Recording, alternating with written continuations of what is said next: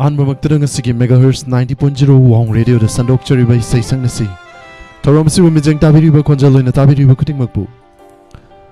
Taram nokchari ponokpu hanana tagachari Kutingmakpu Surjit Kumancha amadi Olen Sapamanina Kurumzari Tamjariba ngasigi tauram isai sangnasi Mampuna sarug yaminasi anoba caller singda kudong chawa piminasi hana call fanghiba singna tauram call lepire haraga fangjadriba singda call chance piminasi First, second, third tabikraba sing amadi mamangi prize thamjaba isai sangnasi thoramda call fangbikraba singna call lepiu thoram sarug yabiu call fangdaba singda mo kudong chawa piminasi Wahong radio tabiriba singda isai kana kana na hena fazana salai haibase yeng toksi mem ko isai di loina sakningi miyoiba kudima maramaduna sakpai yai masida thoram masida isai haiba haitaba punamak yauba yai ahal laman punamak yauba yai naha khaidaba ahanni hanagi isai sanasi thoram dun tawadabu khwaidagi hena fazana salapa miyoidadi koina lupa sawngagi prize thamsari asigi prize ngambibi kogi sel babli no babli no gi damakta sukuba ahawang to community Second gumba ani suba pining balay rasu ahum suba gi pining balay ragasu akoy da nga adum pau birak padak koy na dum makhaurang na ngay na laijari ay koy sungsaw roy sungsaw hindi adugi matang duda sawningde ado Sir Sujit as sakse kuni na phajana thonga saba phangdabani ni tawris maramdi akoy da phangba na te bisai phajana salai mi da phangdoi ne ꯑꯩꯈꯣꯏꯅ ꯗꯤ ꯇꯣꯠꯂꯒ ꯊꯥꯗꯣꯛꯈꯤꯗꯣꯏꯅꯤ ꯀꯔꯤ ꯍꯥꯏꯅꯤ ꯄꯥꯟ ꯏꯔꯣꯟꯕꯗ ꯃꯌꯥꯡ tone ꯆꯥꯏꯕꯒꯨꯝꯕꯅꯤ ꯂꯞ ꯃꯦꯗꯤꯁꯤꯟꯒꯨꯝꯕ ꯍꯥꯞꯇꯅ ꯃꯊꯦꯜꯁꯦ ꯍꯥꯎꯅꯕꯒꯤꯗꯃꯛꯇꯅꯤ ꯑꯩꯈꯣꯏꯅ ꯊꯣꯡꯀꯠꯂꯛꯏꯁꯤ ꯑꯗꯨꯅ ꯃꯌꯥꯝ ꯆꯥꯃꯤꯟꯅꯔꯁꯤ ꯍꯧꯔꯁꯤ ꯏꯅꯥꯎ ꯀꯣꯂꯣꯡꯒ ꯕꯣꯏꯒ ꯄꯥꯏꯌꯣ ꯄꯥꯏꯕꯤꯔꯣ ꯑꯗꯨꯒ ꯑꯍꯥꯟꯕ ꯀꯣꯂꯔꯒꯤꯗꯃꯛ ꯂꯧꯈꯠꯆꯔꯛꯀꯦ ꯊꯧꯔꯝ ꯑꯁꯤꯗ ꯁꯤꯖꯤꯟꯅꯖꯔꯤꯕ ꯅꯝꯕꯔ ꯀꯣꯜ ꯍꯥꯡꯗꯨꯅ ꯊꯝꯖꯔꯦ ꯀꯣꯜ ꯇꯧꯕꯤꯌꯨ ꯊꯧꯔꯝ ꯑꯁꯤꯗ ꯁꯤꯖꯤꯟꯅꯖꯔꯤꯕ number 7005 7078008 amka na ningsingjage 7005707808 hariba number asida call tawbiduna ngasigi lanthoksoribay isai sanasi thoram saru yabiyo Sir Sujit call ay nahana ita horora sir na tawbi hello ming lefon takpiyo Ang bagay na namili. Yaran nungay zayma lantok sari ba thoram asida saru yabirapa imakari mathen sabirage Say na piyatan salake. kari mathen sabirage ma Nga thongi. matel so hawa masabire hobiro ima say taminarasi So. Kauro ko.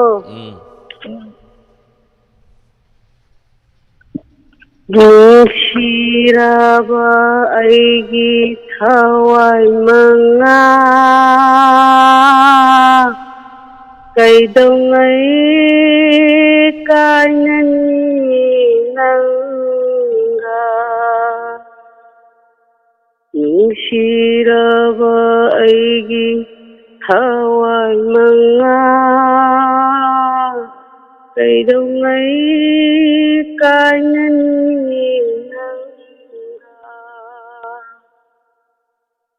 Nahaki awagasu ayonda lithoke ay haki ngai basu nangonda tamthoke ware waminai nungai nai asupuna tinarapananga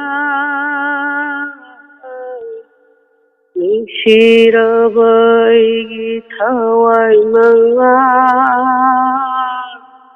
kaidongai kainani nanga he thawai nushiraba thawai nanga Hasang polang aibu Untuk tuna tercinu Pansabut nasaba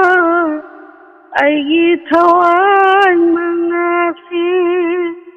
Inkini malen tidak soiroi Sirabai thawai manga Cây đông ấy cái nani Sirabai thawai manga Cây đông ấy cái nani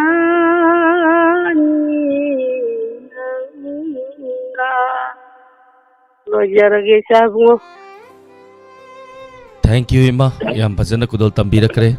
thagachari lantoksari batoram masida saru yabirappa thank you mathangi caller ani suba lokatringai da live chat ta leiriba sing mingkar patoksage pabung Jayanta Kumar thagachari Ranabir Wangkem thagachari toram saru yabirappa Asem Rosina Ima Ranabir Wangkem Ramendro thank you toram saru yabirappa Ima Bimola Konsam Sonia Oinam damsa Purnimasi Oinam hai nesi Sonia Oinam siko elang bam patama surukai bam ibem sa thagachari toram saru yabirappa thank you hidrom nungsi tombi thagachari toram saru yabirappa Facebook live ta leibiri basing mingkar patoksage Toy mangang taram nokchari thoram saruk yavirakpa madam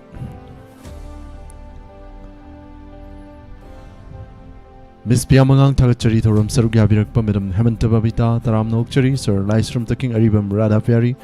Kudimang Putaram nokchari Sir Robin Maitei Kumuzum Nelson Moirangcha thagachari thoram saruk yavirak liba kudingmak Tuan tuan ba platform sing de konjal loina visual loina saruk yavirak kudingmak pusu thagachari ani suba caller lakutsarake Kananu Ministry hello Hello, good evening, sir. Taram nokchari madam call da birakpa ming amadi leifam haibiu Phone daujarai by Androdagi Bimolani, sir. Thagachari kasigi thoram masida saruk yavirakpa Kari mathil chabi ge madam Sir, ngasi di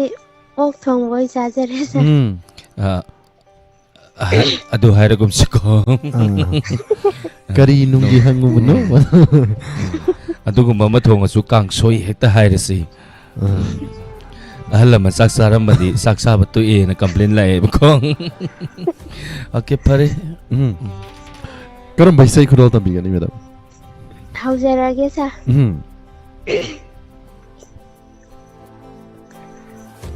Palim nangbu nungsibi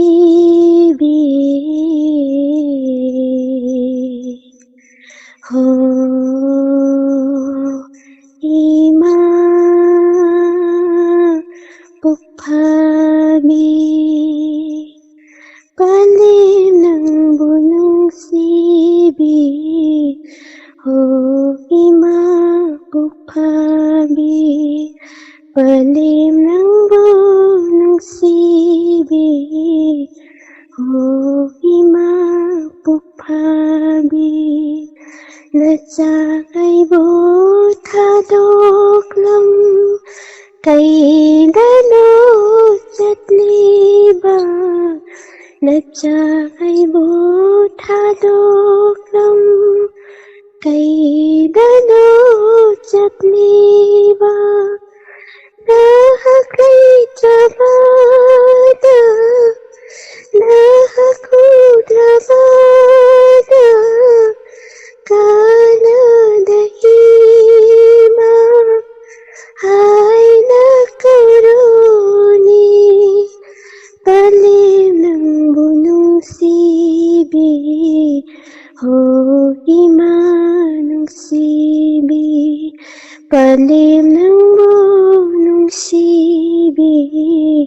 ho ima pukpabi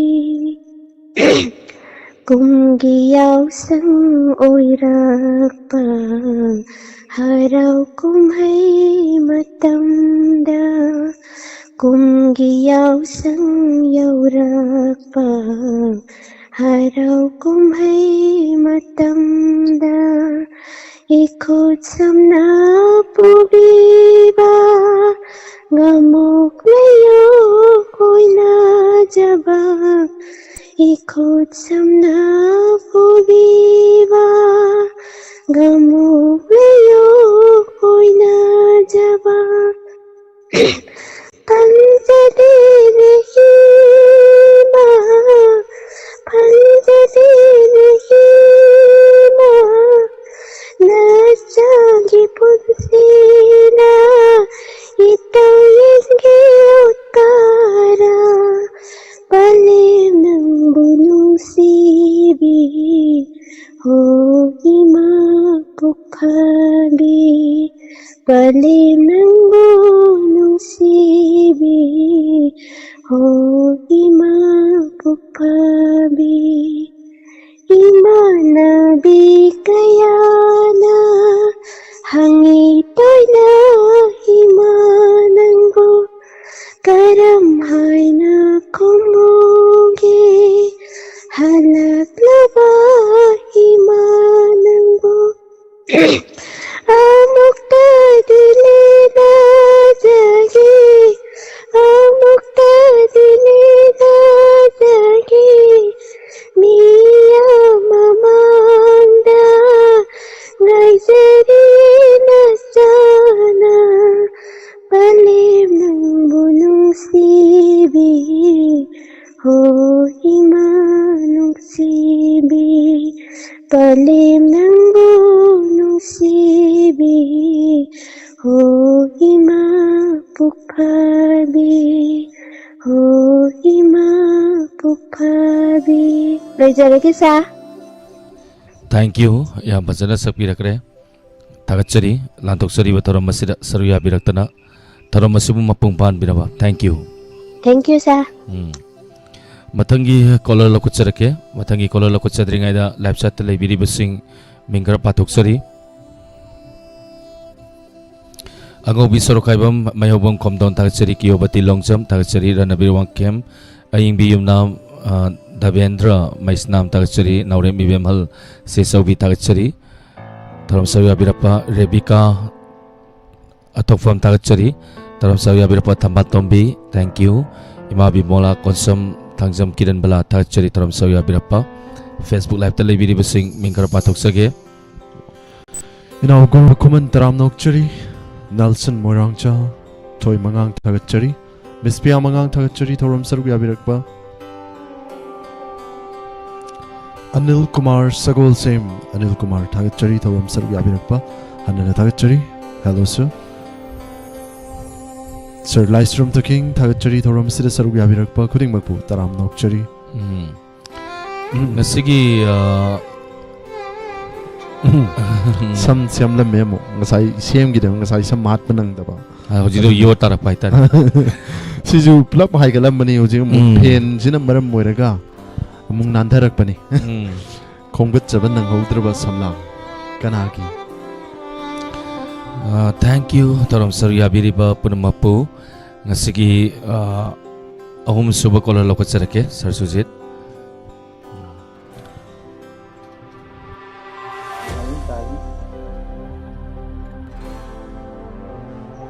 Hello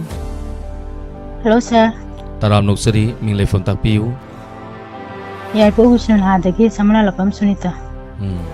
Tagachari Taram Saruya Biraktana Taram Masimu Opungpan Birakpa Karimate Sabirage Masih Samsung Jazer sa Kangongga Kari Sai Kudol Tambigani Kudol Tambiu Sipina Hem Saksera Han Kharo Han Kharo Nangsho Waram Lani Punsi Sinta Ubada Lag Uhayin Amo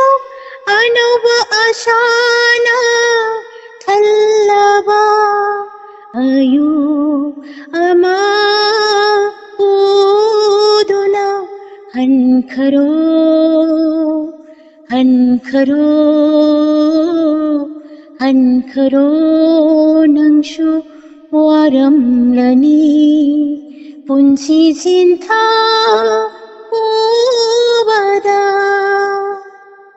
ऋतुमान पोरप्पा मखल कयागी मैशानी बनी सागर का बनी सागरे बनी सारे गर सानी सारे गमप्पा ऋतुमान पोरप्पा मखल कयागी मैशानी ताइबंग मपोइरो बना नाहक लागली लोचैने नाहक चखे लेंगम दे हन खरो हन खरो हन खरो नंशु वारमलनी पुंसी सिंथा ubada थोरगले आजा माचो इंहले मालेम पुंबा थोरगले आजा माचो इंहले मालेम पुंबा निंगोल मपोइरो बना नंगी फजाबा उरागा निंगोल मपोइरो बना नंगी फजाबा उरागा लेता फम खंगे वाखल से हन खरो हन खरो हन खरो नंशु वारमलनी पुंसी सिंथा ubada पुंसी सिंथा ubada. Thank you, sir. Saru yabirapa medam isai yam phajana kudol tambirakre aidi asengba sai sakbina salakpa malure 90.0 wahong radio tabiri basing ngaktang orobiroi hojikse mai gi kudong sada ba khara leibana minute amani nang mutsage wahong radio tabiri basing na orobidana ba hajari ima kunjesori mai thong no phet tawri ni natro adu natragadi khoibu sawe muhairaka duinine manine aduna ngasigi lantok soriba thorom masigi donor isai sangasi babli no lupa songa kapire puna lising amaga songa kapirak pani salna isai sangasi hongi da ngasina aroi bani sal dasigi anduga makata na adum prize bibining ba sing leibiragadi donor oi bining ba sing leiragadi koida dumak pau phawiu labsa ta dumak ibira suya natra sar suje ko mi ani honga piradi nungai dana program se radio pat tatle haiba comment bibirak ba thagachari radio se mai gi khudong cha da ba khara leibana maram moraga ngahak muchagani adu jam thuna sem na ba su hona jage loina ngasigi anu mi da su na ban lei haksang nungai rak ta ban lei adugumna mai da su nungai rak ta ban lei adu khoi gi backup message lei backup tu su loisal lakpa anduna ngah ngai minerasi 90.0 wahong radio tabiri basing youtube ta come on manipur gi mut mai hai jini na tra sai mai nang si koi manipur gi ro mai nang kayam kuina mut ki doino mai je mut ki ngasai pung tare makai dei mut ki dei lagtri numitare hek ta mut pa mai ayuk nung thil ngan ba mai hei numitare mut pa mai sak thongam dai ladik param dai da mut pa mai mai nang si koi manipur gi ro manipur gi mai manipur gi mai asuk pajana sa ibe sai jaka na ta kuba kurak ga live sa lai ngami no pajare lai mai na lai je yum nam lai mai yung paseng no ma aseng ba ayung nung dil da pajana ngale mut without any break ka lai ta gai adom thar ga thamme duga numidang pung tare tarak pa dai put mut krani mai mut pai pali si ayuk nung din da mutat pa ya da bajala nung idang da mutali ji kai do ba yaur jat no manipur gi mai musla tare ai ji sum bani masak ti ba koi di sorok da sapda udre haye adana mai thalo as mai thanoi bom cha tu ni ko थांदोरा थालोदोरा दो copy नारे नाबा यारोय met कदौनी phone फंगद्रिबो नेलु नाबा चंद्रोजा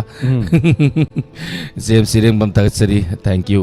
मगी खुदोंग चादबन मरम मोरगा ngasi di tayaizu ngantring ngalani pung 12 makai सुमे लाइजे Yumnam ना है मणिपुर की मैदी पूरा मुस्ला तारे नत्रा अखोन हाइजिन बनते नत्ते असि लाइजे युमनाम ना है पूरा हाउसी मणिपुर की मैदी पूरा अखोन सदनिंग ममोंग सानरेबा अदुगा असि कंगला करबाद जोसेफ मुग्रब दु ngawle मणिपुर की मैना अदुना हौजिकति मुतक्रमनिना आइसु कनामसु सुजिसु अदि कनाम तो उर्द्रमिना मणिपुर की मैदी पूरा मुस्ला तारे हा मसाई कुसु ग ngawbani na adum yata udaba hai tare koi koi je thiba ma sangba ya khara hi ga lagan dadi ya ui नत्रगना अखोई की तंदन मसु की फुरी लम पियो ने मई मुथलगा तौरगे अदि फजरनी हा हा हा गाजो याम नो इतले नो अखोई kana noksan birakanu ko nokke tawi मथन कलर पैके चरके ado ngasigi di mai jina maram moiraga tayaizu ngandori mai je मई manipur ki mai kange ko मखा तारके मखा तारक कलर सिदी सिमिने तयम्बियो हेलो हेलो तराम नोक्सरी सरसुजी ओपियू Bengalai from Gai Biu, madam. Saya madam de Gania. Jamaya Gania. Jania hairo Gania. Jania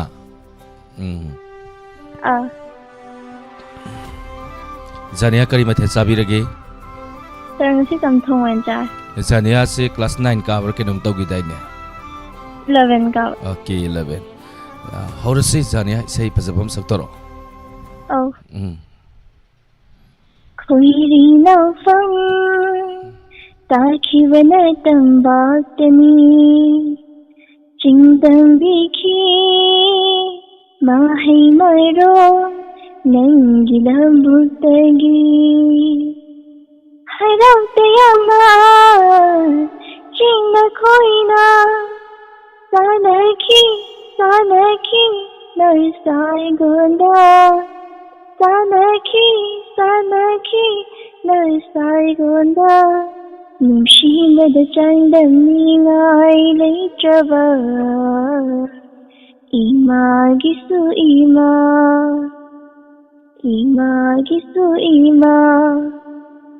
Chinlong kaya ipar kaya Land nasu Lutong daduma Lingdin cheli chel Nengi le haudagi sengkiba Alang me irik singna Winti sing thai thaudan Ikot tahatli Chandan ningai le chavanagun amadi Lutuna lady taibang malim lasa Chandan ningai le chavanagun amadi Lutuna lady taibang malim lasa Imagisu imanani Manipur Imagisu imanani Manipur Aroim bamihu na mangringai Halak tu na ingjage Aroy bamikupsu Iba ipungi altafam Tungi charam surona Lim janafam Malim damayik na Layho ragadaba Natambak sindalay sound oina Injage Nushila da chandam ningai leitrava Nisai gonda Khoiri naufam Taki vanatam bastani Chindam bikhi Mahai maro Nangilam butagi Haraw tayamna China chungna Sanaki 너의 쌓인 사나기 너의 쌓인 능심의 장단이가 레이저버 이마기수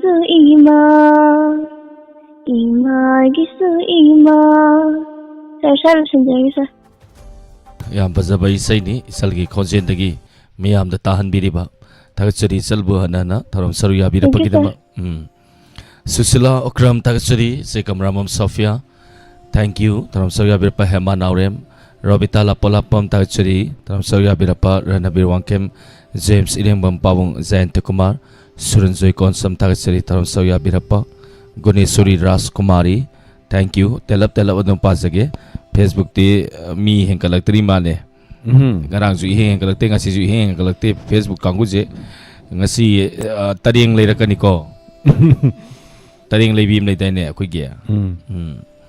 ꯑꯗꯨꯗꯤ ꯌꯥꯝꯅ ꯅꯨꯡꯉꯥꯏꯕ ꯋꯥꯔꯤꯁꯨ ꯃꯇꯦꯛ ꯑꯗꯨꯃꯛ ꯂꯤꯔꯛꯀꯦ ꯑꯣꯖꯥ ꯅꯦꯜꯁꯟꯒꯤ ꯁꯩꯔꯦꯡꯗꯨꯁꯨ ꯑꯣꯟꯊꯣꯛꯅ ꯐꯖꯈ꯭ꯔꯦ Nelson ꯃꯣꯏꯔꯥꯡꯆꯥꯏ ꯑꯩ ꯍꯥꯏꯐꯦꯠ ꯆꯤꯡꯄꯥ ꯐꯥꯎꯋꯦ ꯇꯥꯏꯕꯪ ꯃꯤꯑꯣꯏꯕꯁꯤ ꯌꯨꯝ ꯊꯦꯡꯅ ꯄꯥꯟꯕꯁꯤꯗꯤ ꯂꯤꯗ ꯂꯤꯁꯜꯂꯛꯑꯕꯣꯏ ꯂꯤꯕꯗ ꯂꯤꯊ꯭ꯔꯤꯛ ꯂꯤꯔꯦ ꯑꯗꯨꯒ ꯍꯩꯅꯍꯧꯏꯗꯣ ꯃꯃꯥꯡ ꯂꯩꯀꯥꯏꯒꯤ ꯀꯨꯟꯖꯦꯁꯣꯔꯤꯗꯣ ꯂꯤꯃꯟꯗꯅ ꯗꯣꯂꯥꯟ ꯃꯊꯛꯇꯒꯤ ꯌꯨꯝꯗꯒꯤ ꯇꯥꯔꯛꯄꯗ ꯆꯦꯛꯇ ꯇꯥꯔ ꯐꯥꯎꯗ ꯆꯦꯛꯇꯣ ꯀꯥꯏ ꯍꯥꯏꯅꯍꯧꯔꯦ ꯍꯩꯍꯧꯏꯅꯦ ꯋꯥ ꯂꯥꯎꯍꯧꯔꯦ ꯋꯥ ꯂꯥꯎꯍꯧꯔꯦ ꯑꯗꯨꯅ ꯈꯪꯗꯦꯗꯤ ꯍꯌꯦꯡꯁꯤ ꯌꯥꯝ ꯅꯨꯡꯉꯥꯏꯕ ꯄ꯭ꯔꯣꯒ꯭ꯔꯥꯝ ꯑꯃ ꯂꯩꯒꯅꯤ ꯀꯥꯡꯒ ꯃꯔꯤ ꯂꯩꯅꯅ ꯑꯩꯈꯣꯏꯒꯤ ꯗ꯭ꯔꯦꯁ ꯌꯧꯔꯛꯈ꯭ꯔꯦ ꯗ꯭ꯔꯦꯁ ꯃꯩ ꯉꯥꯛꯇꯅꯤ ꯍꯌꯦꯡ ꯎꯠꯂꯛꯑꯒꯦ ꯑꯗꯨꯅ ꯍꯌꯦꯡꯒꯤ ꯗ꯭ꯔꯦꯁꯇ ꯂꯩꯔꯦ ꯎꯃꯦꯁꯅ ꯑꯁꯣꯝꯗ ꯃꯧ ꯑꯇꯣꯝꯕꯤ ꯑꯩꯅ ꯃꯧ ꯑꯍꯟ ꯑꯩ ꯅꯨꯄꯥꯅ ꯁꯤꯗ ꯂꯩꯒꯅꯤ ꯃꯌꯥꯏꯗ ꯂꯩꯔꯤꯁꯤꯅ ꯍꯌꯦꯡ ꯍꯥꯏꯇꯥꯔꯦꯀꯣ ꯍꯌꯦꯡꯗꯤ ꯅꯨꯡꯉꯥꯏꯗꯣꯏꯅꯤ ꯍꯌꯦꯡꯒꯤ ꯄ꯭ꯔꯣꯒ꯭ꯔꯥꯝ ꯃꯃꯤꯡ ꯃꯧ ꯑꯅꯤ ꯐꯥꯏꯇꯤꯡ ꯃꯧ ꯑꯅꯤ ꯈꯟꯅꯔꯛꯀꯅꯤ ꯅꯨꯄꯤꯁꯤꯡꯅ ꯅꯨꯄꯥ ꯑꯃꯅ ꯅꯨꯄꯤ ꯑꯅꯤ ꯂꯣꯜꯂꯛꯄꯗ ꯅꯨꯄꯥꯗꯨꯅ ꯀꯌꯥꯃꯨꯛ ꯌꯥꯝꯅ ꯃꯊꯥ ꯁꯥꯕꯒꯦ ꯏꯃꯨꯡ ꯑꯗꯨꯅ ꯀꯔꯤ ꯑꯋꯥꯕ ꯑꯣꯏꯕꯒꯦ ꯍꯥꯏꯕꯗꯨ ꯍꯌꯦꯡꯒꯤ ꯄ꯭ꯔꯣꯒ꯭ꯔꯥꯝꯗ ꯑꯗꯨꯝ ꯈꯪꯃꯤꯟꯅꯒꯅꯤ ꯍꯥꯏꯇꯥꯔꯦꯅꯦ ꯑꯃꯨꯛꯇ ꯑꯅꯤ ꯁꯨꯖꯤꯟꯈ꯭ꯔꯦ ꯍꯟꯗꯛꯀꯤ ꯄꯪꯍꯣꯡꯗ ꯍꯣꯡꯅꯔꯦ ꯃꯩꯇꯩ ꯀꯟꯅꯕꯒꯤꯗꯃꯛ ꯑꯗꯨꯅ ꯃꯊꯪꯒꯤ ꯀꯣꯜꯂꯁꯤ ꯄꯨꯛꯅꯤꯡ ꯊꯧꯒꯠꯃꯤꯟꯅ ꯇꯥꯕꯅꯤ ꯅꯠꯇ꯭ꯔꯥ ꯄꯨꯛꯅꯤꯡ ꯊꯧꯒꯠꯀꯗꯧꯅꯤ ꯑꯃꯨꯛꯇ ꯑꯅꯤ ꯗꯣꯡ ꯏꯁꯝ ꯁꯝꯅ ꯈꯔ ꯂꯩꯔꯒꯅꯦ ꯑꯩꯗꯤ ꯁꯨꯃꯥꯏꯅꯕꯨ ꯍꯩꯅꯤꯡꯉꯛꯑꯕꯅꯤ ꯅꯨꯄꯤ ꯉꯥꯛ ꯁꯥꯒꯦ ꯅꯨꯄꯥ ꯑꯩꯗꯤꯅꯦ ꯍꯧꯖꯤꯛꯀꯥꯟꯁꯤꯗ ꯌꯥꯝ ꯐꯔꯕꯣꯏꯅ ꯅꯤꯡꯉꯦꯅꯦ ꯑꯩꯗꯤ ꯀꯩꯗꯧꯔꯒꯦꯅꯦ ꯅꯪꯕꯨ ꯍꯌꯦꯡ ꯅꯪꯅ ꯑꯩ ꯑꯃꯨꯛ ꯂꯧꯔꯀꯥꯟꯗꯅꯦ ꯅꯪꯅꯅꯦ ꯑꯩ ꯂꯧꯅ ꯅꯨꯄꯤ ꯑꯇꯣꯞꯄ ꯀꯣꯏꯔꯛꯇꯧ ꯁꯔꯨꯛ ꯏꯕꯨꯡꯉꯣ ꯅꯨꯄꯤ ꯑꯅꯤ ꯊꯤꯍꯧꯕꯗꯨꯅ ꯈ꯭ꯋꯥꯏ ꯕꯦꯁ ꯑꯣꯏꯔꯦ ꯏꯕꯨꯡꯉꯣ ꯍꯧꯖꯤꯛ ꯑꯃꯨꯛꯇ ꯑꯅꯤ ꯌꯥꯝ ꯆꯠꯅꯔꯤꯁꯤꯗ ꯑꯗꯨꯅ ꯐꯠꯇ꯭ꯔꯣ ꯐꯩꯌꯦ ꯑꯇꯣꯝꯕꯤꯗꯣ ꯈꯔ ꯂꯥꯞꯅ ꯂꯩꯈ꯭ꯔꯦ ꯃꯥꯕꯨꯗꯤ ꯄꯥꯎꯁꯨ ꯐꯥꯎꯕ ꯌꯥꯗ꯭ꯔꯦ ꯍꯌꯦꯡꯗꯤ ꯁꯣꯏꯗꯅ ꯐꯥꯎꯔꯛꯑꯅꯤ ꯑꯗꯨꯒ ꯑꯃꯨꯛꯇ ꯃꯔꯤꯒꯗꯤ ꯇꯥꯔꯛꯈꯤꯕꯁꯨ ꯌꯥꯔꯤ ꯈꯔ ꯂꯩꯔꯒꯗꯤ ꯅꯪ ꯑꯇꯣꯝꯕꯤꯗꯣ ꯄ꯭ꯔꯣꯒ꯭ꯔꯥꯝ ꯇꯥꯔꯤꯕꯅꯤ ꯄ꯭ꯔꯣꯒ꯭ꯔꯥꯝ ꯇꯥꯔꯤ ꯃꯥꯗ ꯂꯩꯔꯤ ꯍꯌꯦꯡ ꯂꯥꯛꯑꯅꯤ ꯀꯔꯤꯝ ꯈꯜꯂꯨꯔꯅꯨ ꯅꯣꯛꯀꯅꯨ ꯃꯊꯪ ꯀꯣꯂꯔ ꯄꯥꯏꯈꯠꯆꯔꯛꯀꯦ ꯁꯥꯔ ꯁꯨꯖꯦꯠꯇ ꯄꯥꯏꯈꯠꯄꯤꯌꯨ ꯍꯜꯂꯣ ꯇꯔꯥꯝꯅ ꯑꯣꯛꯆꯔꯤ ꯀꯣꯜ ꯇꯧꯕꯤꯔꯛꯄ ꯃꯤꯡꯒ ꯂꯩꯐꯝꯒ ꯍꯥꯏꯕꯤꯌꯨ ꯂꯥꯏꯃꯅꯥꯏꯗꯒꯤ ꯄ꯭ꯔꯤꯌꯥꯕꯇꯤ ꯀꯧꯋꯦ ꯁꯥꯔ ꯊꯥꯒꯠꯆꯔꯤ ꯆꯍꯤ ꯀꯌꯥꯃꯨꯛ ꯁꯨꯕꯤꯔꯒꯦ ꯃꯦꯗꯝ 15 ꯑꯉꯥꯡꯅꯤ ꯏꯆꯟ ꯇꯔꯥꯝꯅ ꯑꯣꯛꯆꯔꯤ ꯉꯁꯤꯒꯤ ꯊꯧꯔꯝ ꯁꯔꯨꯛ ꯌꯥꯕꯤꯔꯛꯄ ꯀꯔꯤ ꯃꯊꯦꯜ ꯆꯥꯕꯤꯈ꯭ꯔꯒꯦ ꯏꯆꯟ ꯁꯥꯔ ꯉꯁꯤꯗꯤ ꯉꯥ ꯊꯣꯡꯕ ꯆꯥꯔꯦ ꯂꯥꯟꯊꯣꯛꯆꯔꯤꯕ ꯏꯁꯩ ꯁꯛꯅꯁꯤ ꯀꯔꯝꯕ ꯏꯁꯩ ꯈꯨꯗꯣꯜ ꯇꯝꯕꯤꯒꯅꯤ ꯈꯨꯗꯣꯜ ꯇꯝꯕꯤꯁꯤ ꯁꯥꯔ ꯍꯧꯖꯔꯛꯑꯒꯦ ꯁꯩꯊꯥꯖꯅꯤꯡꯉꯤ ꯅꯪꯕꯨ ꯑꯔꯣꯏ ꯑꯈꯝ ꯅꯥꯏꯗꯅ ꯅꯤꯡꯊꯝꯒꯤ ꯏꯪꯂꯛ ꯎꯂꯦꯜꯂꯛꯇ ꯃꯦꯡꯂꯕ ꯊꯥꯖꯕꯨ ꯌꯦꯡꯅ ꯆꯦꯡꯂꯧ ꯍꯦꯟꯕꯤ ꯅꯤꯜꯗꯣ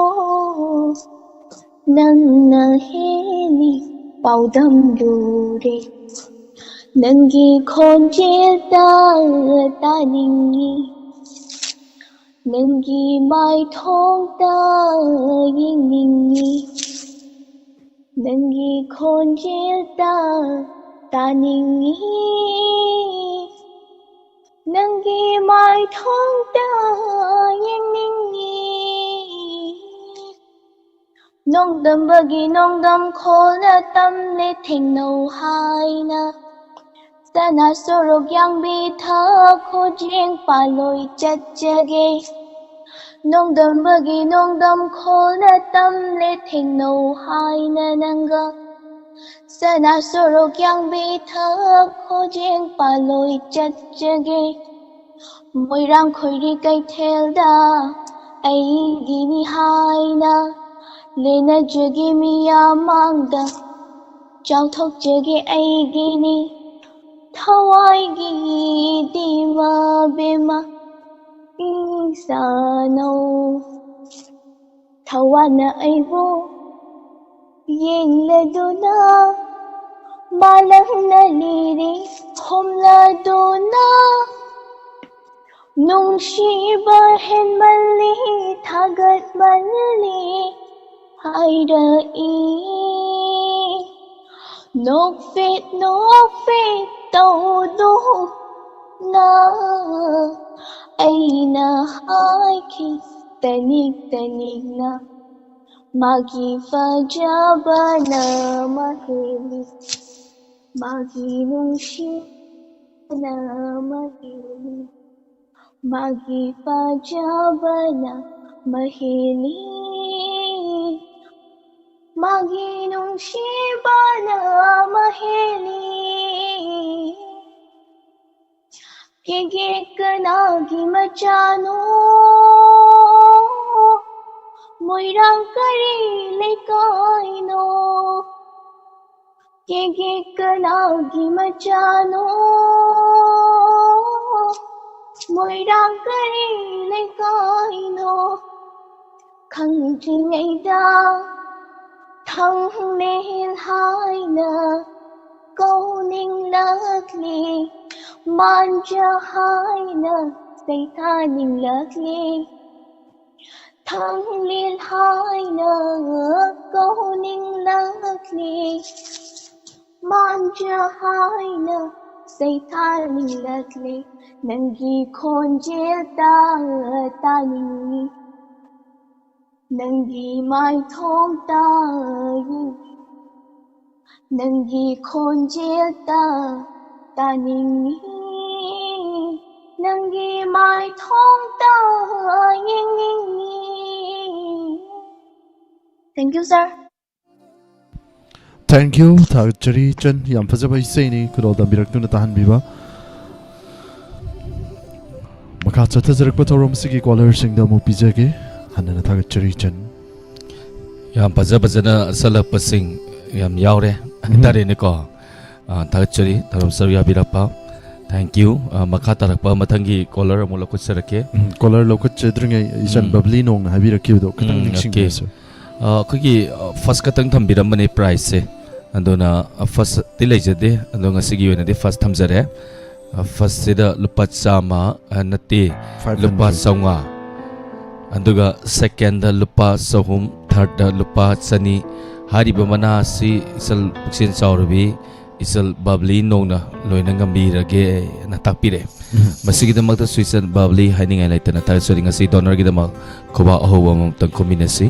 donor oi biriba isal sigidama sanabu mala Thagchari pawang Santa Kumar Hobby Jam Chauba Thagchari Senjam Bemsa Phajabito in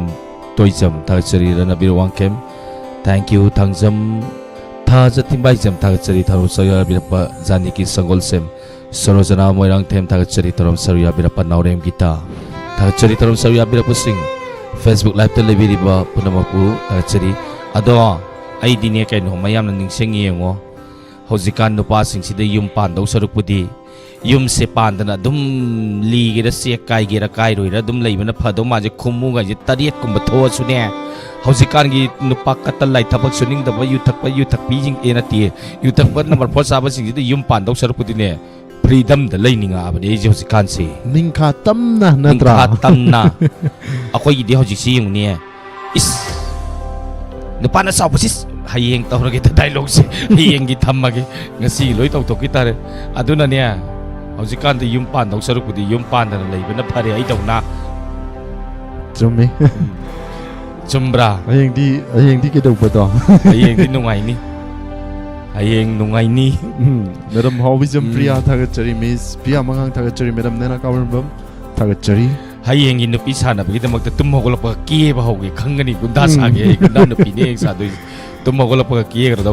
so green to Morok Sarap, Morok Messal Sasalagani. The Kango di Citadro. Kango, the Yam Sari, the Yam dry with the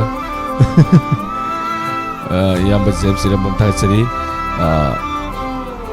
Nairamu. Asar ani aina loy na ngamzarage na mo hayrin hayengi thamase ozajem sire mangina hayengi muktawrse oje nu kapsalak pwede yare aina loy na ngamzarage sar ani thank you ozajem sire mamta sire makatarak pasi sir sujit call se aigira hello sir. taram noksari mingle phone tak piu Sir, ay thanga degi na. Taram noksari sal lantok sari bataram masira saruya birapa kari mathen sabirage Sir, ngashidi Pilendri irombo na sir. yam nandro yam tan mamina sadaw manthen ni kano rima saina drajo dum yaba Aikoi gumba. aigi nupi asangbi da hairamane ba ai huran chat patheng ne Belendri irola mo mahi thakena adu man ahawam thongjalam dana sak sabi yadre bai tauri se de saldi kari sai kodol tambi gani kodol tambiu Sir, ho jara sir.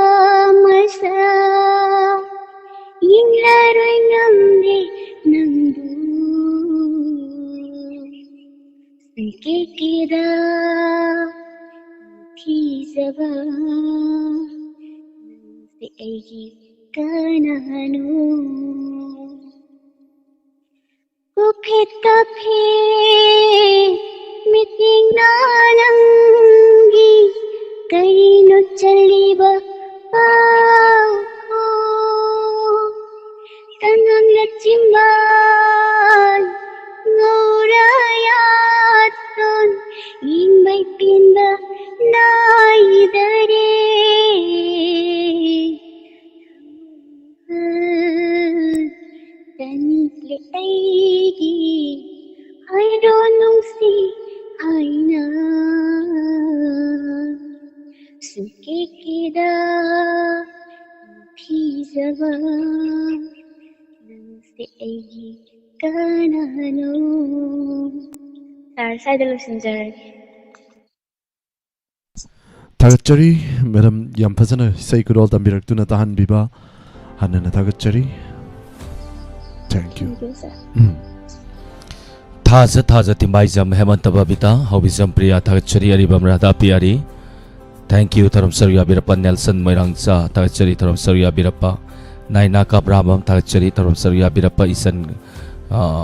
Konjenbam thagachari Tharam Sarya Birappa. Thank you. Sir Olen akoidi imma binasaki devi atopon thagachari. Sir Olen akoidi 23 nga ni angang ni kadimta khangjade yam naujari bi mani oinam indubala leima thagachari Tharam Sarya Birappa Soro Devi. Thank you. Tharam masigi makha tarapa mathangi caller lokacharake mathangda mu YouTube ta lebi dibasing mingamu patok sarake loinana yamna nungai chaba pau magana hayengi entertainment program hariba program masida haitari ne ko ha hayeng se prize donor thopirakre James Irengbam amadi Pabung Azent Kumar makoyanina hayengi Kanga mari leina pangtuk sagaduriba program maming na mau ani fighting hariba program asigidama akoigi Osa James Irengbam mamadi Pabung Azent Kumar na prize pirani hayeng karamba miyoy da figa dagi haibatu koi hayeng lok thok sage. Thank you. Mau ani fighting hai bi mutane yam fazaba mingam leire hayo mau fighter ni Okay masigidamagta thagachari nungai jaba gi tawjabane takpi yam. Thank you program asida support tawbirapagidama Osa James Irengbam amadi Pabung Azent Kumar loinana Isan Babli no. Thank you. Makatarakpa mathangi caller lokacharake Sir Suji call paikat piu. Hello Hello. Taram nokchari call tawbirakpa Kota ming tabidai namalan noni. tagachari ma sigi thoram sida saru yabirakpa ima karamba isai kurol tambigani kurol tambisi Haibudi haijade duga tum isa haye program hekta ye ngomba hekta yawning ngakta hum yawjara ini ko tagachari ma kurol tambisi panthoi gi wari ngai ri bane ima do pung tara makai lani ngasi dima oh kurol tambisi ma gi isai ho panthoi gi mafam matam chai jade haibi ngasai nong ten pukning marona haigadabusu hayodre isa isu de haining bawa je dom haiba ngambe haiba mata dauna hayeng panthoi gi hidak laibu mateng goidaba jingta ibana mateng torake khanba oh ado haije ning ta bani sarga pau fauna haije amanga age ko kurol tambiwi ma thamna khenjong na chongak pasida kamai nu ti ja thek ning jang ine Sarakiritu mapung yai mengna chachi mera tha ingalai hiyangai sumang khuding merawa hang mai pareng dewali Paimalila sansenba Krobudhonbu khurumba Hari utha kangjingba Ningon singi chakau tha Joyo radhe Gobindo radhe Mapuroi base bada Kharai thonga landabi Maikai pangna ongki bi ningon singi chakau tha joyo radhe radhe gobindo radhe ibang thamjarage imali lok kra thongi hatak marake tagachari ma yam fazana isai kurol tambiramba ima bohanana tagachari lok thunga salak bana hena paja thokre da tawri ni Thank you. Live chat ta lebi sing mingkara patok biyo Sir Sujit. Laiju Yumnam Tagachari, Madam Promila Mutum, Dainin Tagachari, Daina Devi Tagachari. Ima Daina se isai yam pamjaba thorom masibu yam thawai yawi ba ima kaksing ima Daina ni. Ima se masa khanau se yada bagi haitare ni ko. Isai sakpa ya kidre matam karagi ni pusi so pai dinate matam karagi aina haibani Daina nasan nagano sasat isai saklo na hairabani. Isai yarak pagai isai amakatang sawai ahum sakani haijidi. Yam thonna pharao yam yangna natradi Daina nang nasam khara hori doina soidana poirani. Natrade. Wang bam fazavi Tagachari. Zero Sopati Devi, thank you. Makapat pa kala sila sa suje. Pakalasi. Aira. Hello. Hello, good evening. Sa ani mafui kai kom no busari. Taram nok siri ming le phone tak pisi. Ai khong sang yum jaw mem de ki thang jam padama de gi. Thank you. Lantok siri bataram masira saruya birapa kari mathetsa birage. Nasi chikaloin tor. Ngasi se kay daw ba yaw ge mayam sibo mathen se ahaw bayam sanari sibo ko na saksa da badum bisida. Mayam enchang lei tabra aho butong na dija. Akoy bulag na bidi se kay daw ba yaw birage. Lei tergam bachang jai du tawre ni mayam se ha. Saurak ta na yum thang na ba yen mang ba yaw ni ko. How birasi kari ko isay ko dol tambiu. Akoi tamoda dedicate da wai sai mem tan thok jage ta. Tamoda. Ismi dia deko. Ok jage ta. Kurol tambisi. Tamodi tabi bro taima isay saktoi se. Ta doi ni ta doi. Ta da lak to yaroi ai ga da bani. Atu yai se adu yai. Haursi. Ok jage ta. Take care mayam. Ay dinanggahing minarani. Ay dinanggahing minarani. Handaki mapok si danatana. Mapok kuding ma. Ay dinanggahing minarani. Ay dinanggahing minarani. Laklabani ay di nanakta. Nanggi kong loy oy na nanakta. La la la la la la la.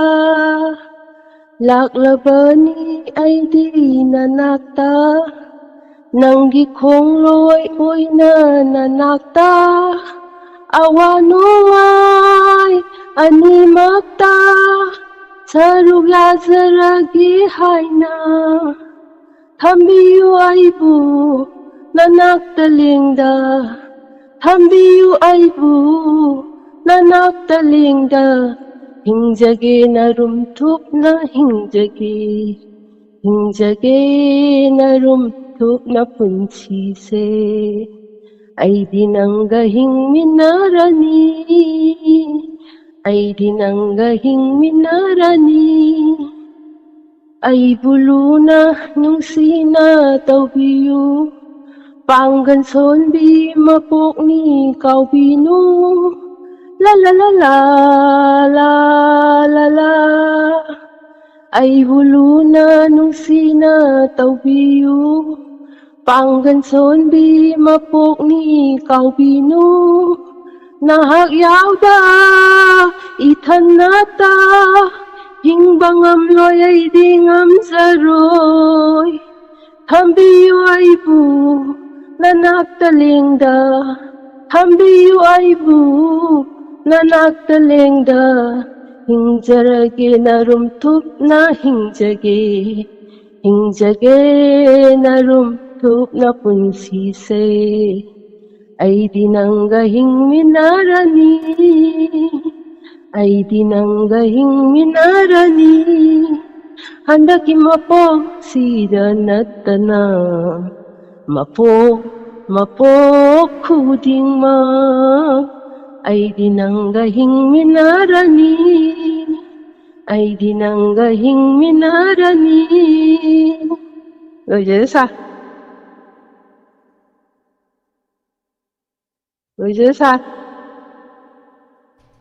Thagatsari Hello? Saruya Birapa Madam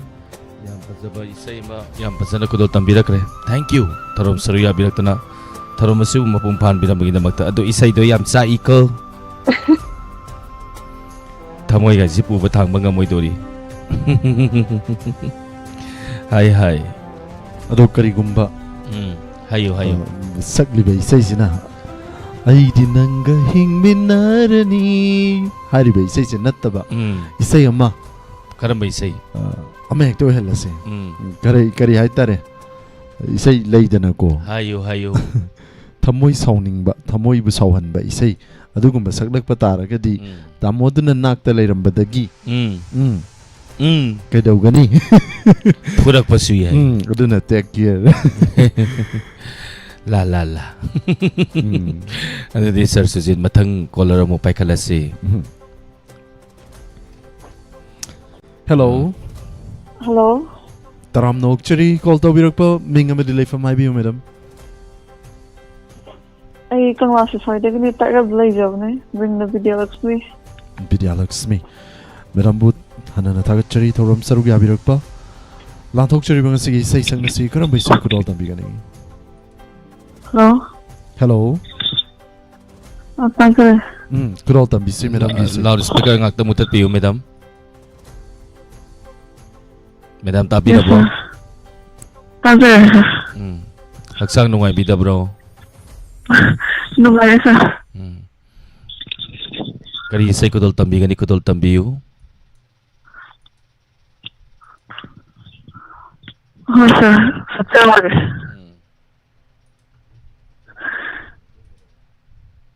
Tamoygi may nakongkatlaga Mamay oy na taklaglaga Ningamdahanin singi pagi Kaya may kunawari Minambaninong siwa Mutrani oidawa ay panggi kumahi.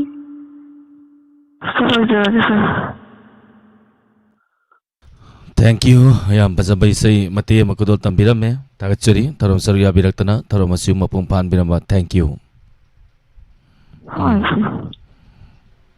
Madam si pajub manung dewa ngang pamali.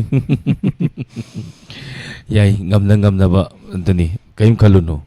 Live sa talay biribasing mingra patok sa kuire padaba Supriya Tagachari Kunjesuri Daina Quest Bonim Tagachari Sorozana Moirang Tem Aying Biyum Nam Ise Motum Promila Tagachari Rita Hobisam Senzabi Bemsa Tagachari Laimayum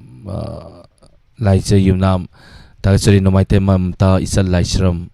Tabarakan Nisa Pawung Kunjabari Laishram Pura Lakpam Premi Devi Tagachari Taram Saruya Birapa Yamna Nungsi Natapide Tangjam Kiran Bila Nomai Temamta Sundari Yumna Isai Fazaba Yamna Saknai Aina Tahan Biu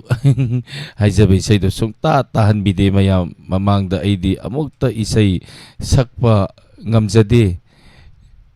Ngambadi Adum Ngamni Ngangbadi Sundari Madam Sundari Saktok Kadawni Madu losan duna thamido ko singthok dana sa leise dugini natra sundari yum nam ta sari robita lapolapam thank you doyam nungai jaba mana ojik mari subagi price James iring bom nang gambire masigi damakta su bro James iring bambo hainingai laitana tagachari thank you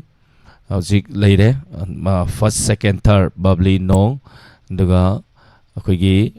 fourth subadana mari suna fazana salapka miwedana James Irengbomna lupa sani amaga akogi GP da oina kapiyo sa James Irengbom GP da YouTube ta kapkurde YouTube kini natro tagachari na anyway kapakredi okay adina makata pa matangi ko lokucharake kanano yaminasi hello Mingle from Tapiu. Saray sawal mang lagi nawi. Kari mathen sabi lagi. Sarang ngasi kang soy thong masay. Kari say kudol tambiu ni kudol tambiu. hầu yaira Segara thamoigi mase sinda Sa sinda na lay hauring nung sib Wakat pasangam daron sinbase Karigi potin birami na kutna Segara thamoigi mase sinda Sa sinda na lay hauring nung siba Wakat pasangam daron sinbase Karigi potin birami na kutna Mapok dari lang haugatanaba Hingna punjin biramle aigi thajaba Mapok dari lang haugatanaba Hingna punjin biramle aigi thajaba Tangoi tana sakhinaba mainung dalang simbiramle nungsiba Tangoi tana sakhinaba mainung dalang simbiramle nungsiba Mainung dalang simbiri nungsiba Segai ratha moigi masisinda Susinda na lay hauri nungsiba Wakat pasangam dalang simbasi Karigi posin biramle na kutna Nangbo thiba fangdanaba Malim yani se Lay thak lay ka olam noi Nangbo thiba fangdanaba Nangbo thiba fangdanaba Malim yani se Lay thak lay ka olam noi Nangbo nungsiba fangdanaba Piram loyay pa thozan Thodo nung ulo hay dola Piram loyay pa thozan Thodo nung ulo hay dola Segai ratha moigi masir sinda Susinda na lay hauri nungsiba Wakat pasangam daron sinbasi Karigi posin birami na kutna Thank you, sir. Tachari Haisal yam fazana kudo tambirakre isai ngasi se isai yam fazana sale he kodi 5 second thar kanana khandori no tawri matha saba mi yaure loina fazana salak panina khoisu kanbam lapam khangoi dori min usalaga kogi youtuber singna foreign gi youtuber hai tari mapalongi youtuber na ero langa kanda tabado thumdo adu ina tahalasi ngasi diko yam bazan sakpirakre rita hobisam thank you tha zatimbai jam ta chari facebook live ta su khara pathoksi naina kamramam ta chari taram sawi abirappa hello thank you hemanta babita ta chari taram sawi abirappa sansan ningthauza ta chari ojang atang bai minase nelson moirangsa binasaki devi at thaunau sampakpi thank you ai ngak pa le mi toiji kaisu kai di sar soji sor rest tawle mi matang ta paikatiu hello hello sir taram nokchari sir call to birakpa minga madi leifam haibiyo sir ai thangadagi chawba hobijam thagachari ngasi gi thoram sida saruk ya biraktuna call to birakpa karam bai sei khudol tambigani sir sir matam isai matam khudon thojake hobirasi sir hojage sir Koidana sinjarakpa leirang mabu na chom oiba anjariba Koidana sinjarakpa leirang mabu na chom oiba anjariba laibak paba marup nang laibak paba marup nangna mabu nungsina thambiyu ko mabu nungsina thambiyuko khoidana senjarakpa leirang mabu nachom oiba panjariba khanjarakpani mabu aitagi oina thawaidagisu hena nusina thamjarakpani o khanjarakpani mabu aitagi oina thawaidagisu hena nusina thamjarakpani bidigi nongdamna kankhibana panthung phamdiyaw ngamkhidare khanglage asum kaina maichakse magi aipanaba khanduna magi aipanaba takhanduna khoidana senjarakpa leirang mabu nachom oiba panjariba karigumba matamda aibu ningsinglakuna sintharakpayai magi mitlupira ho karigumba matamda aibu ningsinglakuna sintharakpayai magi mitlupira matamduda aibu kautokbikini nangi nungsichiron kayana nangi nungsichiron kayana khoidana senjarakpa leirang mabu nachom oiba panjariba laibak aba marup nangna laibak aba marup nangna mabu nungsina thambiyu mabu nungsina thambiyu idana senjarakpa leirang mabu nachom oiba panjariba nachom oiba panjariba swagi losinjare sa Thank you Oja yam fazana khudol tambirakre Oja kari wana birige hujiksibo sir hojikti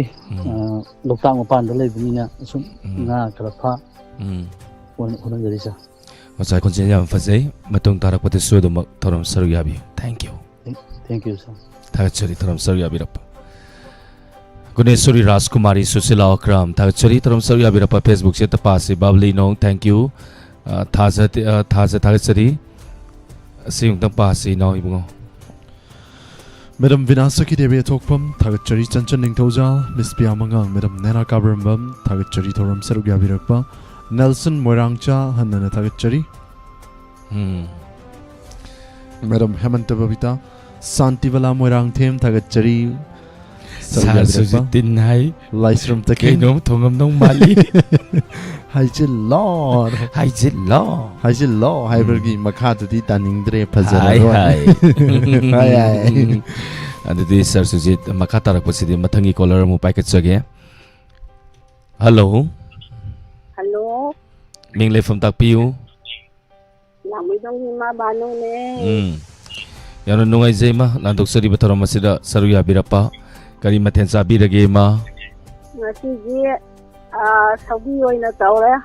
mani sili aduna hawbani mako paknam mam yauksanle sab sare ma adudi ma kari sai kudol tambigani kudol tambiyu oh saya me to salage charging mayam naha marakka han kharat khalage Aujaraga ahan ngakta ninga saidagi naha bu yaw drima ahal singlakta ahal leisu yawrage na hayo haurasi केलब समझीगी लैरांगी तारब लैनागी सैनारा अवाब थमोगी लैमाइदा अवाब थमोगी लैमाइदा केलब समझीगी लैरांगी तारब लैरांगी सैनारा अवाब थमोगी लैमाइदा केलब समझीगी लैरांगी लैरांग लैकाग खाइना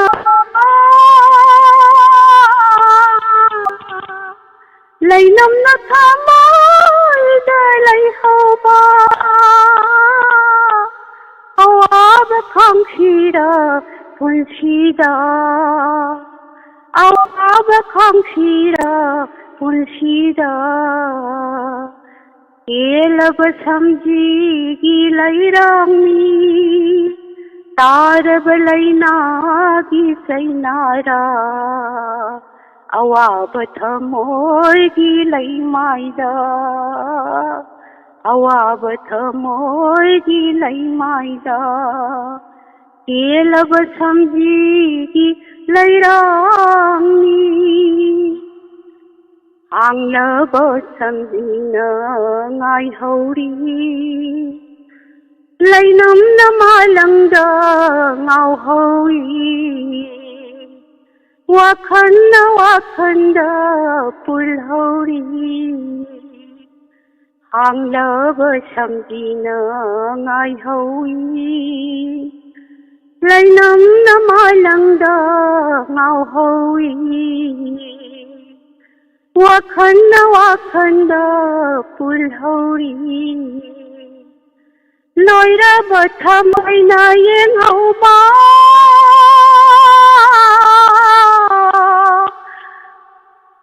लोइरब थमैना येंहौबा नुंगाइबा यावना लेफौबा हिंसिरा लैसिरा कनागा हिंसिरा लैसिरा कनागा केलब समझीगी लैरांगी तारब लैनागी सैनारा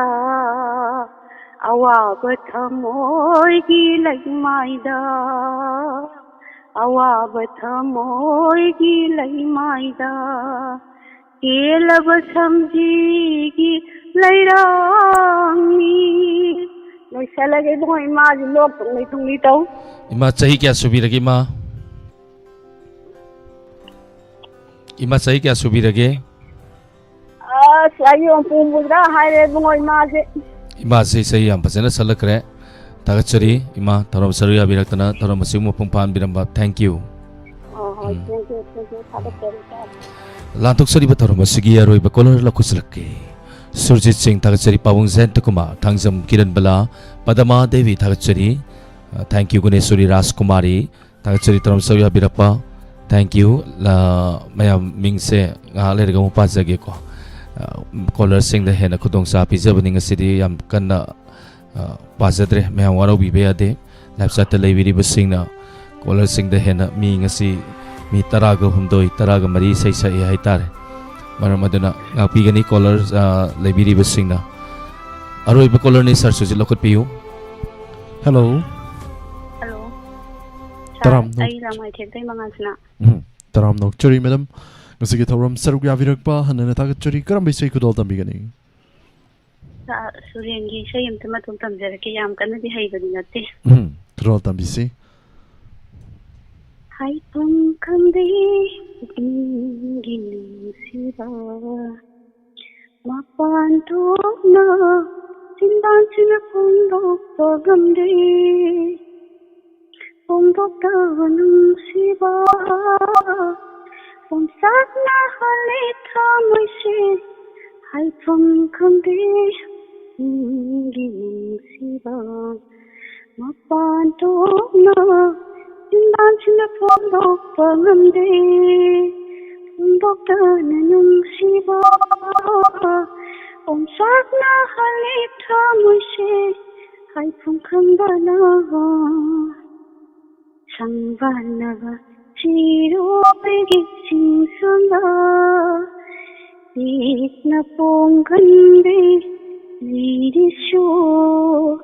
sangbanaba chirobegi singsanga ikna pongkanbe lirisho nisatane ngaside aigi thamai konsho laika phunna satlare aigi thamai lai konsho laika phunna satlare haifam kamde ginung siba mapan tokna simang sinapang dokpa ngamde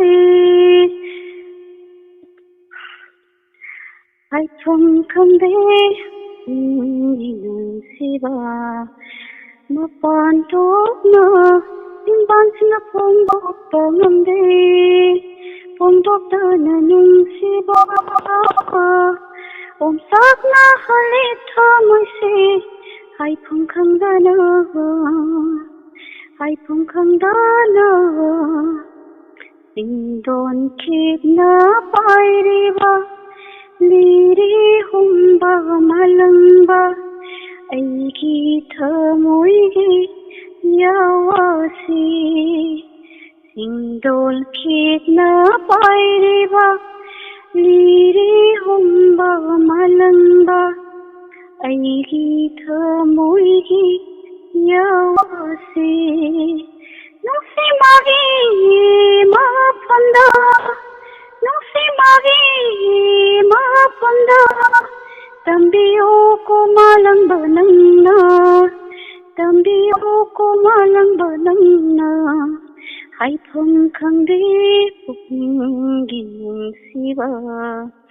mapan tokna tindansina phongdokpa ngamde phongdoktaba nungsiba omsakna halit thamoise haifam khambana haifam khambana haifam khambana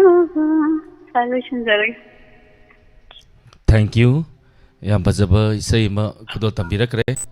Tagachri taram saruya biraktana taram masibu mapung phan biramba tagachri. Thank you.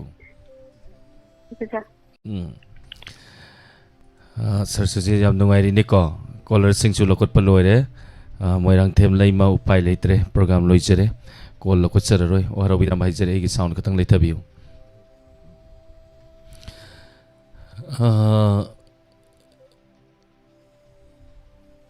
C0 Sarsuji Soi jainara ba samlang lugda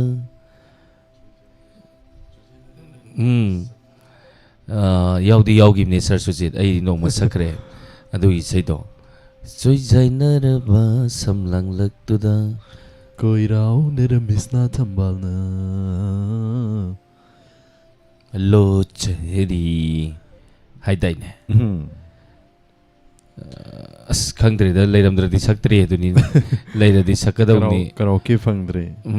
leire mutle leitre mutle da tawre ne se leire yade ado Sarsuji di samai torsi mayamgi haitare ne ko mayamgi sei yengasi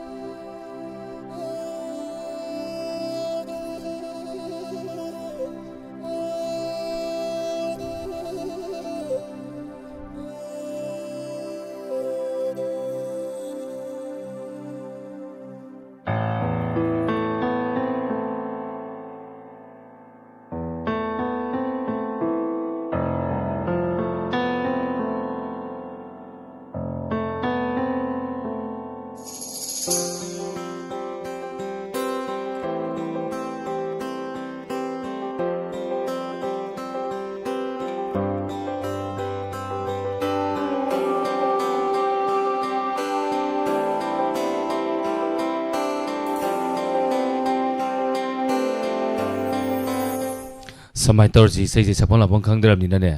sir सुजित अदो मयाम की comment तकी येंगसे इहाना ना comment पिरक प इसे दो सके Lucy कांगमई गिनी sir चुमे अबेमा तोपम अबेमा तोपम यौरम दब किराव किदो karaoke जे फंगिदबा सत्खिबा ताराबा थादोक्तुना अइबु पुदुना चटखो मैसाक्से नंगी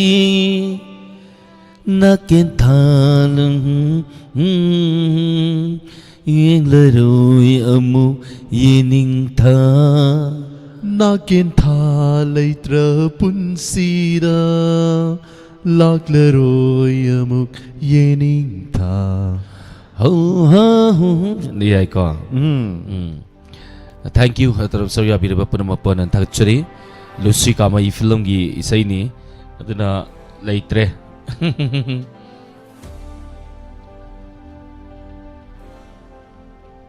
फर्स्ट सेकेंड थर्ड लौथोक्चरागे हाकी मतुंगदा अखोय अमतंग चेक तौजगे मैम मिनिट मकतंग लौजरी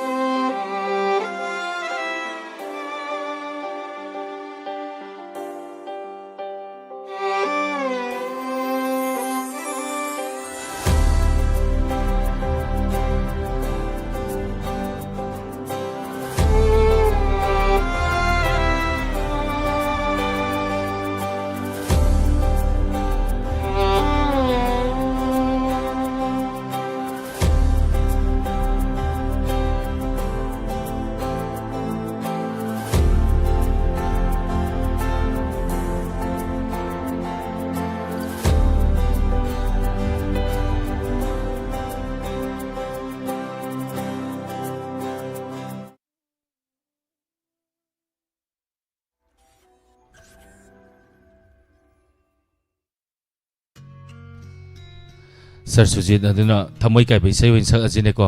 isai rangmu thi bangdramina anatra maithong mo ta saksal lasira ningba kai bese am hat kai nar kadau male sa sida anyway horse sa asedum lorak padoin tawrsi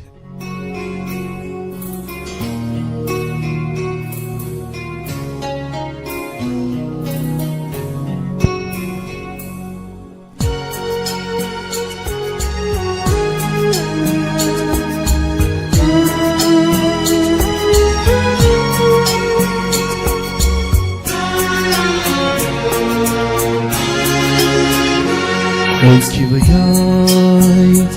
nang semigi Chakkibayay aibu tadok tuna Oikibayay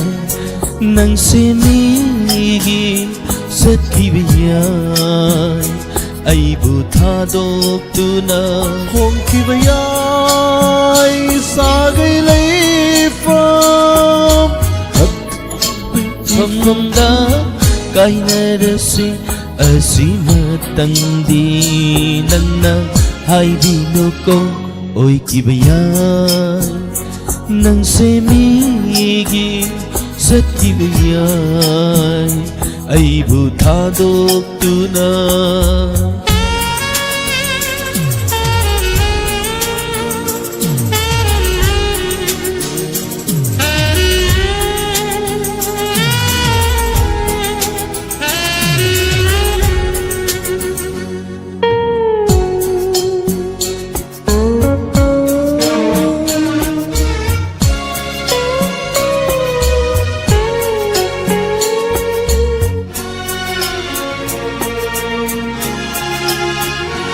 Chatko nangi punsi lambido Nangi ai favat thiduna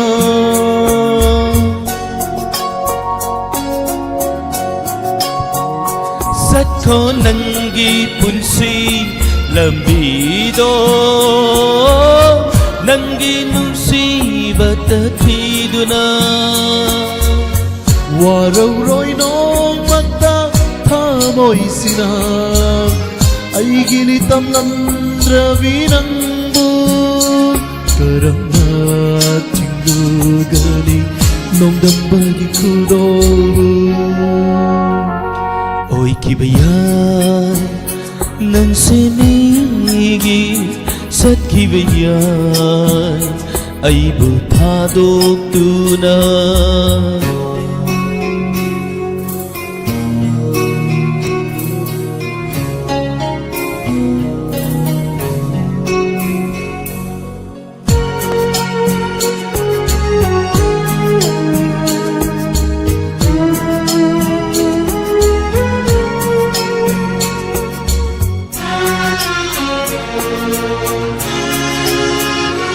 Nung sinaba kuding magtungnagani layte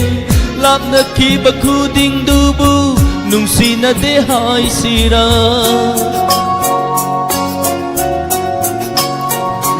Nung sinaba kuding magtungnagani layte Lap na kiba kuding dubu Nung sinadehay sira Nang butamoy sena nung sibadi Laysanu tamoy nung dalengdana Majuhong bayagaba saklong gumna Oy kibayan nang semigi sat kibayan ay butadok tuna Nang semigi chat kibayay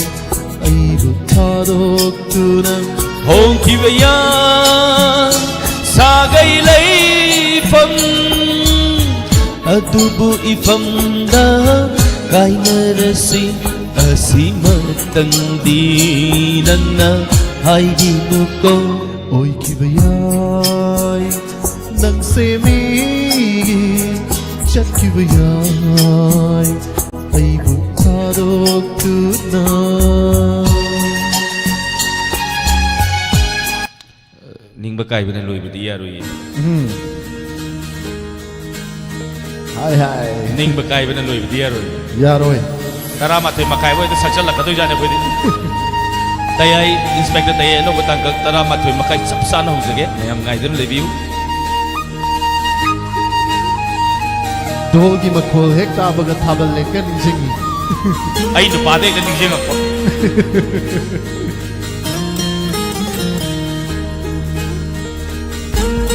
Mayam arang basa uhay na ba nila karan nomsi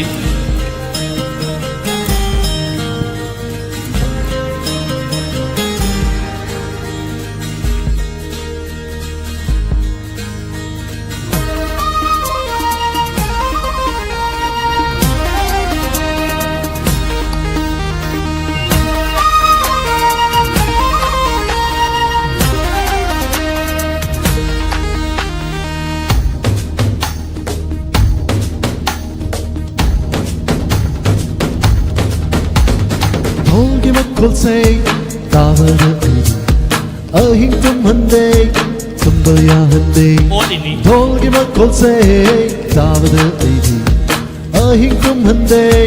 tumbaya hande Na koi kulgi thawal chong bada nang ay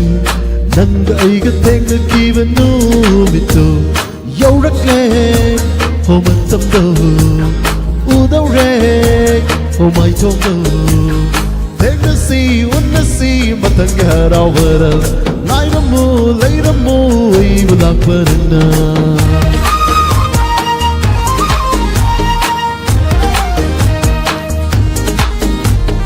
Yeng sering ba nung si Mai thong du ta u hong na ba Seng bay Kera ka tholak ke nan na u hong na ba ngai ri ai la Silong na ho na ba nan bulak palo na ngai ri ai na Wa hong ni merak tamarta at sabayaw bro ꯈꯨꯟꯒꯤ ꯄꯥꯈꯪ ꯃꯔꯛꯇꯕꯨ ꯌꯥꯎꯕꯔꯣ ꯃꯥꯒꯤ ꯃꯥꯏꯊꯣꯡꯇꯕꯨ ꯎꯖꯒꯦ ꯀꯦꯔꯒ ꯊꯣꯛꯂꯛꯀꯦ ꯅꯪꯅ ꯎꯍꯧꯅꯕ ꯉꯥꯏꯔꯤ ꯑꯩꯅ ꯊꯦꯡꯅꯁꯤ ꯎꯟꯅꯁꯤ ꯈꯨꯟꯒꯤ ꯍꯔꯥꯎꯕꯗ ꯂꯩꯔꯝꯒꯦ ꯉꯥꯏꯔꯝꯒꯦ ꯅꯪꯕꯨ ꯂꯥꯛꯄ ꯑꯩꯅ Hai Ngài đọc đúng mà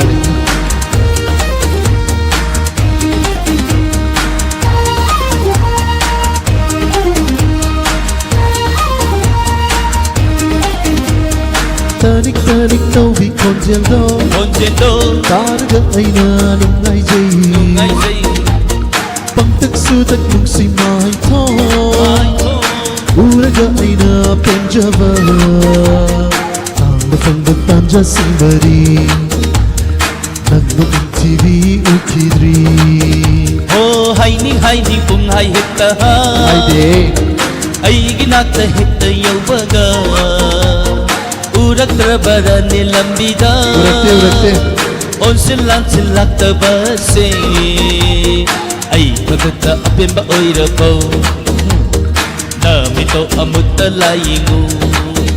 Thamoi sina khandok le nai to mure nang ta kana suwa hen bauru Amoy sina ngai jaba nang kakta oire kana su ai na ngai ude Thengare unare rangai gangasi Khudol amadi pininge matam yoksalakpasida pawar beng yumi pihigar sira khangye Lady kari ke lay Kang mahak na yung silag ay ge ka yo watam ni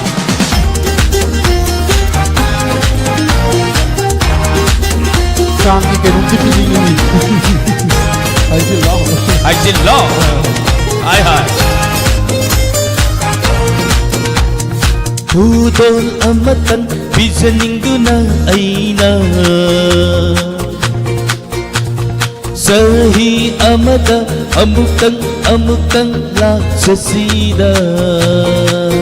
Mai thong mo na nokfet auraga pokibado ay napamjaba only ni thamoy na penjahoge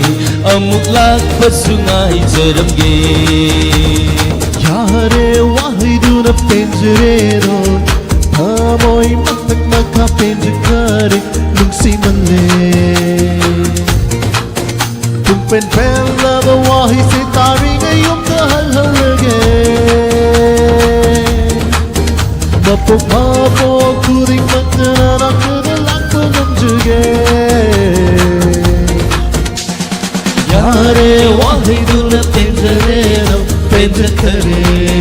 nung si male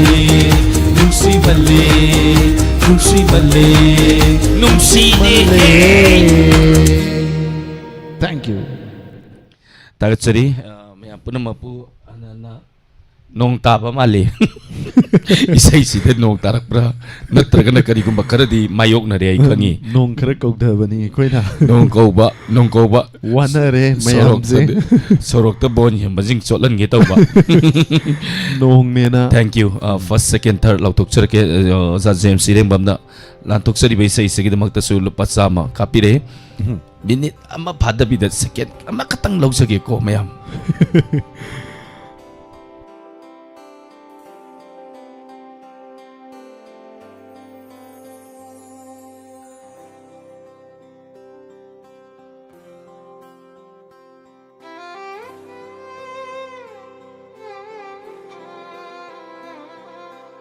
Nasigi isay caller sing haninga letana tagatsari amadi miyeng tabiriba miyam puna magpusuhan na tagatsari loina na ngasigi isay sakpirak basing lagtagi khwaidagi hena fazana salakwa miyoy marikak lakot sabani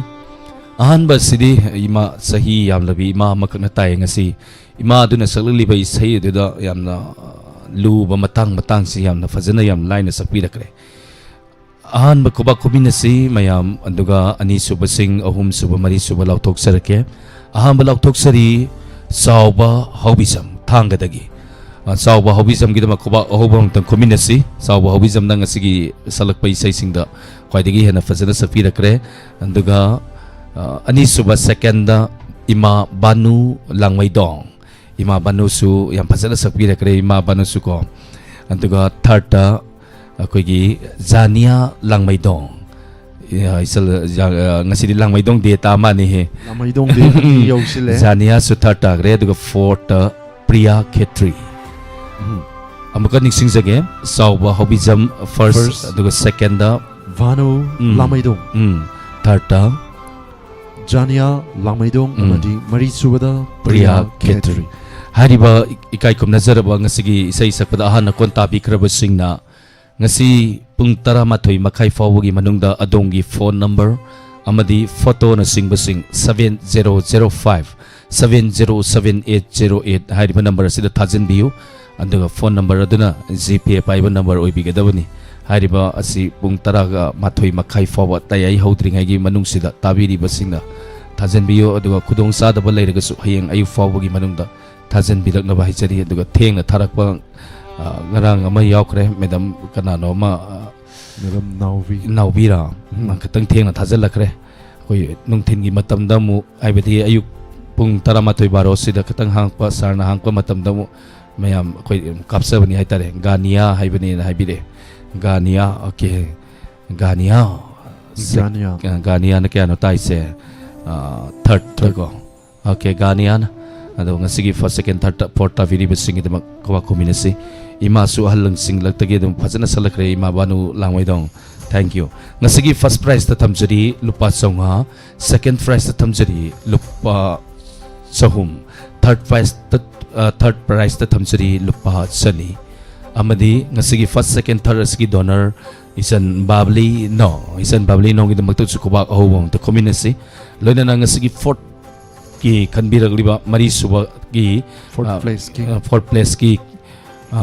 ngasigi donor James Irengbam kuba ahubam the community donor singi dama donor sing puning thogat minasi meham donor sing lepta na thopiro thawra masi hene na masak pajandana hene na mapung phan bi hoidana hanan tagachari thank you ngasigi donor sing haininga na tan tagachari hayengi program da 9:30 sapsana haujarkani kumai harau kudimakta dumag 90.0 wahong radio gi staff sing na tongan masalun sing laudana adumag thorum sathaba dauna hayeng so dumag sathajagani hayeng sathajagdoriba entertainment program mau ani fighting haina ming thonjaba program asi hayeng miyeng tabiu maitai ronda hayo hairagana yum mamada mau ani leibada punarakpagi lilani kumaini hayeng nupa saba sing na kuchen badong tang yengsi asuna kandagi umes na su imes taw sunanda kana radio scenery ay tare asomdagi su mana sate ireise mana message thareise mana ireise yung bigi kontok ta hayo mana ireise nupi kontok ta ni atombigi magun soidana ngakani hari ngakani ko mak imay karigino mana ay laylay na mana hayang ay igun ngakani ay so hayang di oli ni igun ngakani nang so ibungon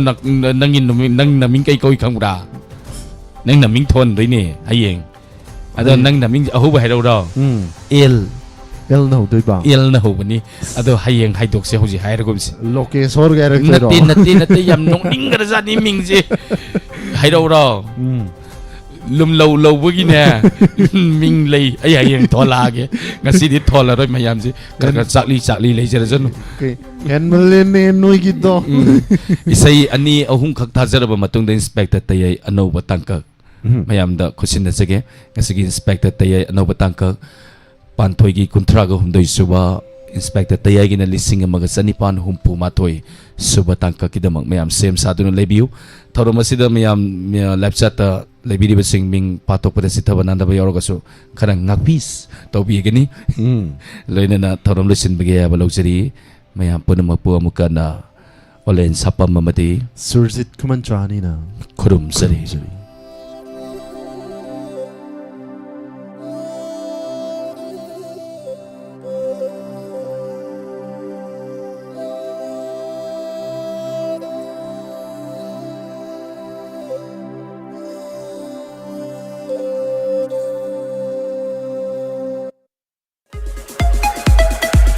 Rinsa Speech and Hearing Care, opposite Thawal District Hospital, Khangbo. Mapam asida lon thok taba, na ta daba, lekha fazin ba, हारिबा लैनासिंग असिगा मरी लेनना लायेंगजरी अनौबा technology की खुचु खुलाई कया सुना लेरबा मफम अमन अंगांगसिंग मतम चाना loan थोक्तबा वांगांगबदा लुम्बा loan सेंगदबा वांगांगबदा मरी लत्ता मरोन थोकपदा थेंगथबा ऑडिशन वॉइस डिसऑर्डर लोइनना बीपी स्ट्रोक तौरबा मतुंगदा लैलोंबा वांगांगबदा मयेक सेंगदबा सोशल कम्युनिकेशन इशूसिंग हारिबसिंग असि मायोंगनरिबसिंगदमा स्पीच थेरापी पिजरी अकुपा मरोलगिदमा नसिंगसिमा मफम असिदा लाक्तुना तानबियु मथक्ता पिजरिबा खुदोंसाबसिंग असि अदोमना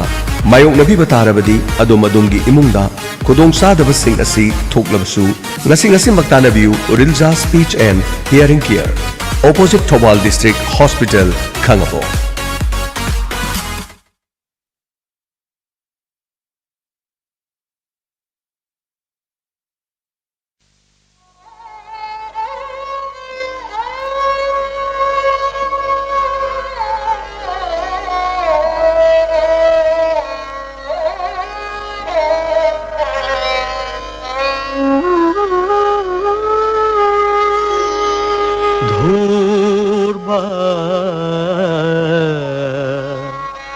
तराबू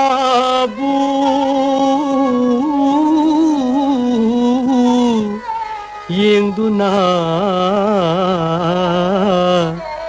नंग ऐ फमी नखीबा नंग ऐ फमी नखीबा खो चलम्बा थावान चाक परिंगसु लैफम लोइना होंगलमले विरमाले नंग ऐ फमी नखीबा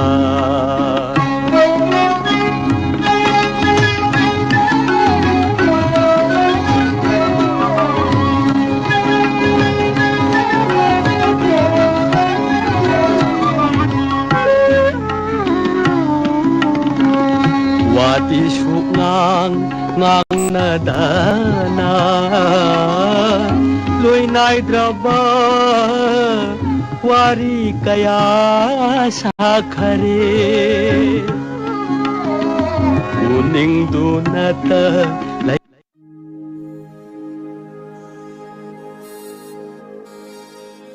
Chandramukhi Chandramukhi Chandramukhi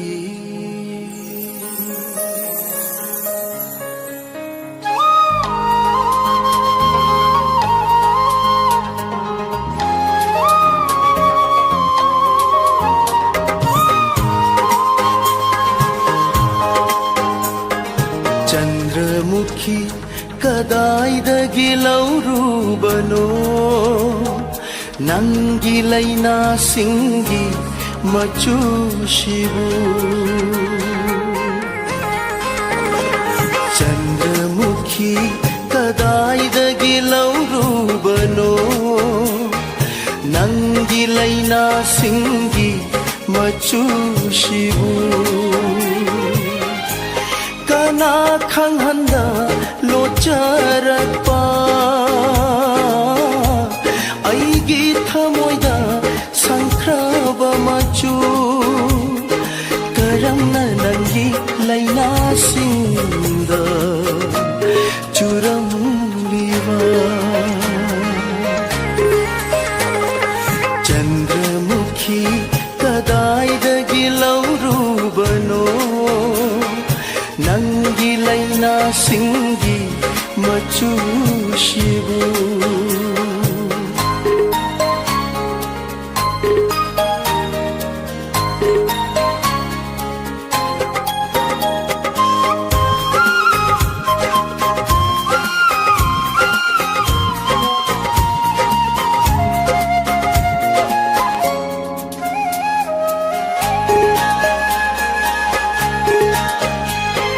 तामना खबी चालवी मागा अरोइबा उनाखिबा नुमिता लिलखिबा मागी फुरी मचू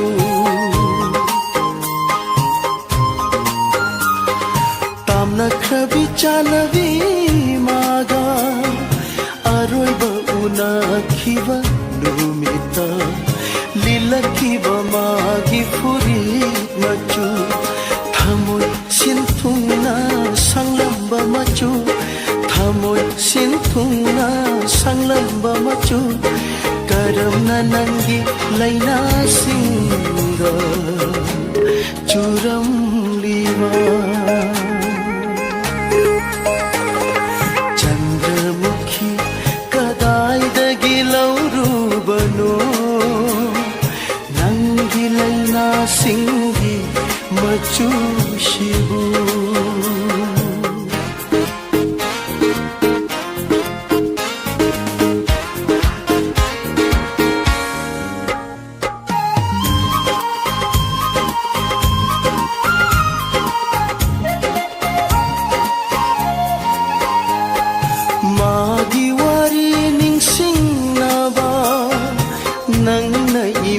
sida saat para ningam da mai cha hel hanaba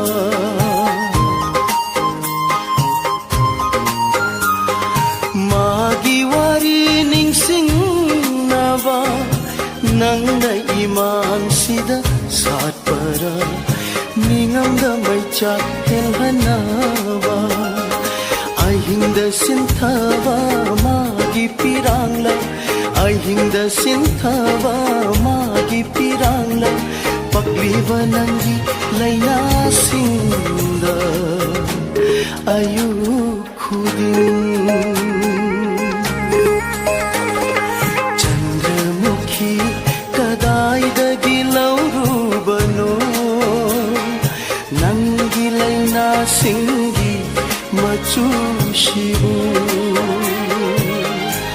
kana khanghanda locharakpa aigi thamoida